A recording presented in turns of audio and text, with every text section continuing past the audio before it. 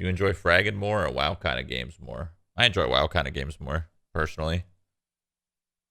I enjoy leveling. I enjoy grinding, just kicking it, rather than shooting shit. To a certain extent, I'd say. The thing about games that you shoot shit is like they don't really have a cap.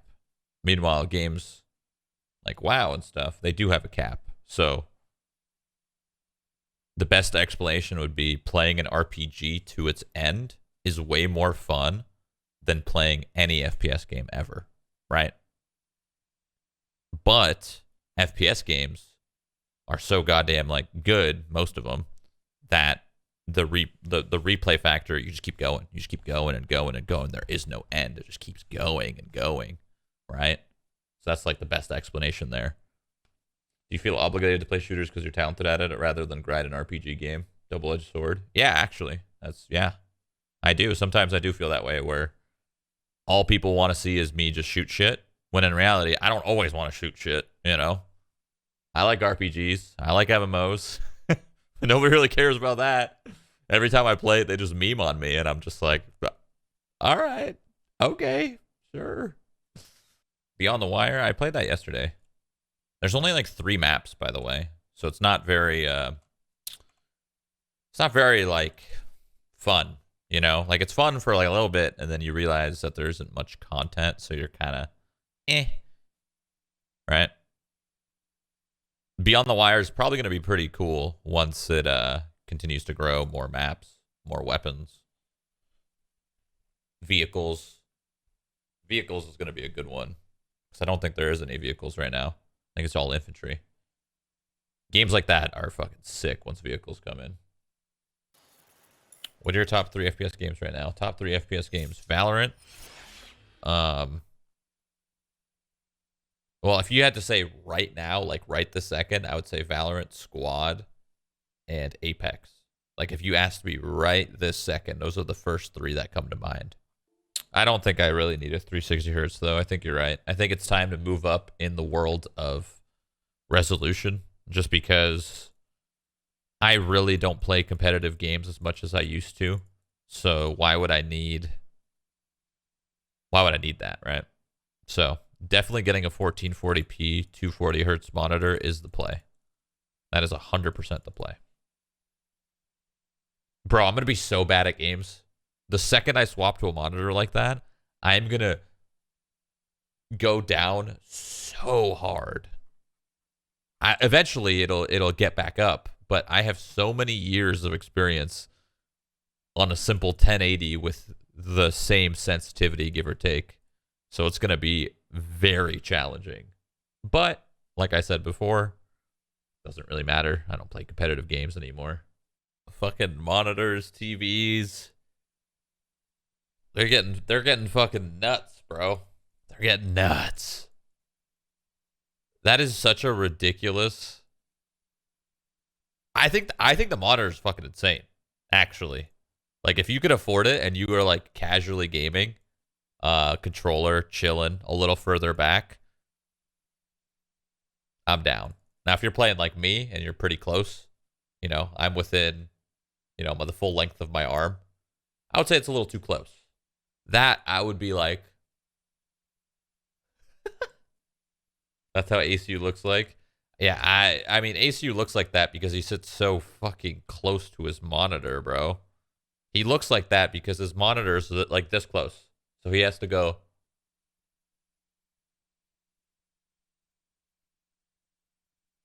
Personally, I think that's fucking terrible to do.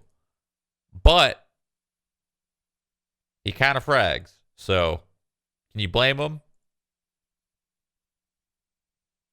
I mean, honestly, yeah, you can blame him a little bit because personally, he's so talented to the point where all he has to do is push the monitor back, get used to it for a couple days, and he'll be just as good. In my opinion, right? I really think he would be just as good, and then he wouldn't have to be fucking doing this. Slowly, as I slowly progressed through my gaming career, I pushed my monitor further and further and further away. It used to be like closer, but I never actually had it that close for the most part. Compared to a lot of people when I used to play CS:GO professionally, compared to a lot of people, my monitor was very far back compared to a lot of the players back then. They all sat so fucking close. I could never do it. Do you think A2 would be good enough to be a Valorant pro? Yeah, of course. But not everyone wants to be a pro, though. Just like how not everyone wants to be a streamer. Like, for example, like Skadoodle. I actually thought Skadoodle liked streaming, but I actually realized how much he loves competing, and he loves to play so many different games, but he doesn't exactly fully enjoy the streaming experience, you know? Some people just can't do it. Some people just don't like it. Even if they're hardcore gamers, even if they play all of these games, they just don't like doing it. And then you have people like me who just, I guess, do both because I don't care. I don't know. What upcoming shooters are you excited about? I guess Cyberpunk. That's technically a shooter, right? There's no real upcoming shooters that I'm actually excited about. That's actually a shooter. You know, Valorant has been the best shooter that's come out recently. Chances are we're not going to get anything as good for a very, very long time. Because that genre, 5v5 competitive shooters and stuff, that's like my favorite genre, but it doesn't really exist. Not many people do it, you know? There's Counter-Strike, there's Siege, there's Valorant. That's it. Like, that's it. That's literally it. Modern Warfare S&D is fun as heck. You should play it, Shroud. No, it's not. No. Warzone isn't really my style, you know? While it is fun from time to time, it's not like, you know, it's not particularly my fancy, you know? I don't fancy it. I fancy games like CS, Valorant, Apex, games that take some skill. Why do you think Warzone gets so much more attention than a BR like Apex? I mean, that's Call of Duty versus a new IP like Apex. No matter what, that's how it's going to be, right? Also, Warzone is a lot more casual than Apex. Apex is a little bit harder, right? The more hardcore games, more challenging games are usually going to get less attention. It's kind of like Valorant, right? In my eyes, I like to think of a Valorant as a relatively easy FPS, and that's very clearly proven simply because of how many people actually play this game in comparison to other first-person shooters. I have never seen so many people that have never played first-person shooters in their lives swap to a game like this, you know? A lot of people I would have never expected to play this game a lot are playing this game a lot. Is Valorant dying? Quite the opposite, actually. I like that people think that, though. It's good. It's good stuff. Just because you don't play a game doesn't mean it's dying. Remember that. Very important to know. You think CS is dying? No. I don't think CS is dying. I think NACS at a competitive level has died a little bit, and that's just fact. I don't think CS is dying by no means. I think CS is very popular still. 100% it is. But that's cool, you know? Throw some words in my mouth, why don't you? Or maybe you didn't throw words in my mouth. Maybe I misinterpreted what I said.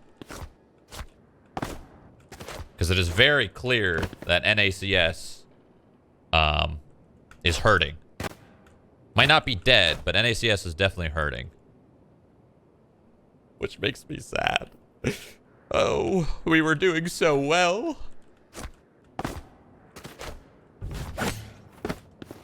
Oh, how the subpar have fallen. I heard people say you thought CS was dying as a game.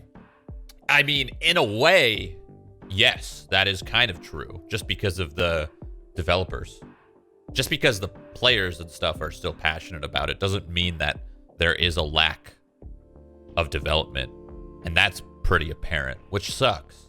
But maybe there's something new coming out. Something big. Fingers crossed. Because CS is literally the god game. The best game ever made. Fact. Maybe not CSGO, but CS in general, you know, as a series.